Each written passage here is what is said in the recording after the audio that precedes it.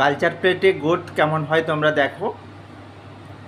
একটি culture media রুমের কি কি প্রয়োজনীয় উপাদান আছে আমি একে একে দেখানোর চেষ্টা করছি।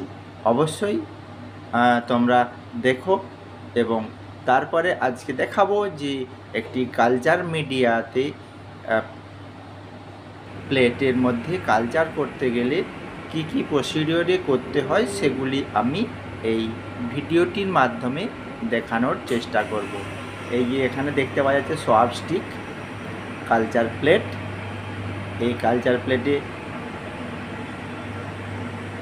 কালচার ইনোকুলেট করা হবে। ওই ইনোকুলেশন লুপ ওখানে রাখা আছে। আর যে সমস্ত জিনিসপত্রগুলি থাকে মানে পরপর দেওয়া আছে। আফটার ইনোকুলেশনের পরে হট এয়ার ওভেনে 37 ডিগ্রি টেম্পারেচারে ওভারনাইট রেখে দিতে হবে। ওভারনাইট রেখে দেওয়ার পরে তারপরে আমরা নেক্সট ডেতে আমরা যে কালচারগুলি বসিয়েছিলাম সেগুলির মধ্যে কি কি গ্রোথ এসেছে কিনা সেগুলি একে একে আমরা দেখব। তো এইভাবে সব আস্তে আস্তে যে কালচার মিডিয়াগুলি বসানো হয়েছিল সেগুলি আস্তে আস্তে রেখে দিলাম।